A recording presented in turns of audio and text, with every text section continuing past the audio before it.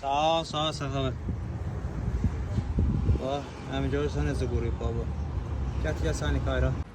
Buna bax, söküb, tökmüşəm, dağıtmışam maşını. Hələ buna bax, bir dənə əl eləsin sənə səhər.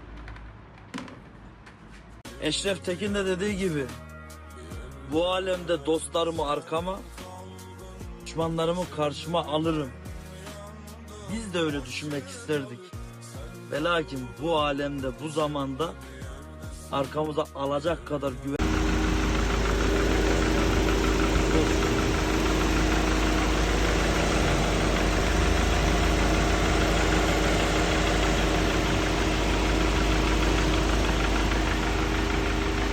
Gördüler yırtıcı kartal geldi, serçeler başladılar sike.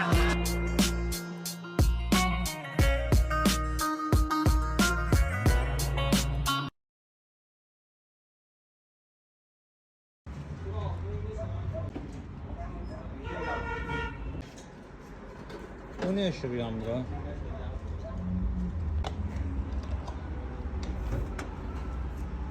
Qabaq sahibinə bırakır. Opel Astra 2007. Kompresyon qabaq sahibində işləyəcək. Kompresora var, necə gəlir?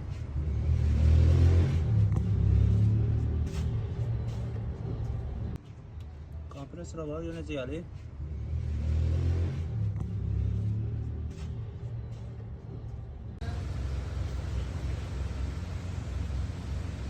Maşımız 2 optimadır. Kompresorla səs gəlir, sökmüşük hava asırdı. Bu hissədə qırığı var. İnşallah bunun tədəsinə əvəz edəcəyik. Yoxlayıb baxa görünə göstərim. Hava palsıl deyibdir. Kompresorda yeyinti var.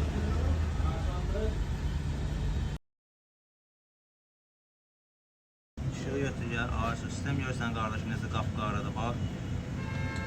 Kompresorun indi təzyiqində görürsən püskündədir. Bax qardaş görürsən sistem qapqarıdır. İndi bunu yuyub təmizləyəcəyik. Allah başa kompresor üstünə qoyaq inşallah. Axır nəticəni sənə deyəcəm. Görürsən bax sistem qapqarıdır, nə gündədir.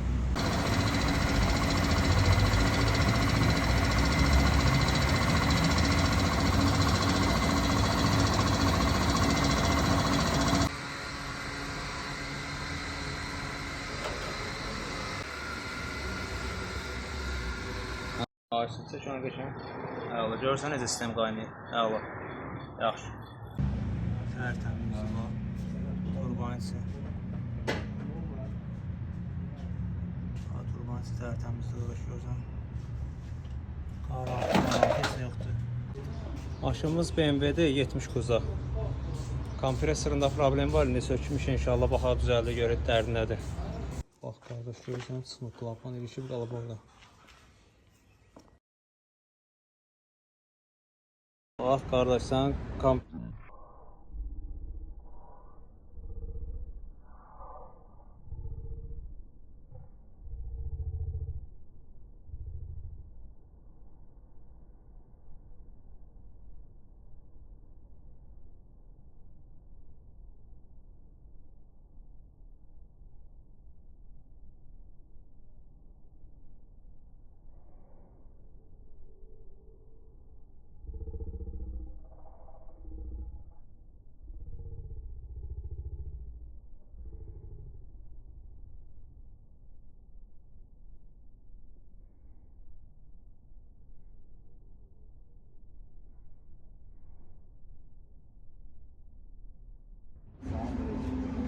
kardeşim bu sisteme yavaş edin.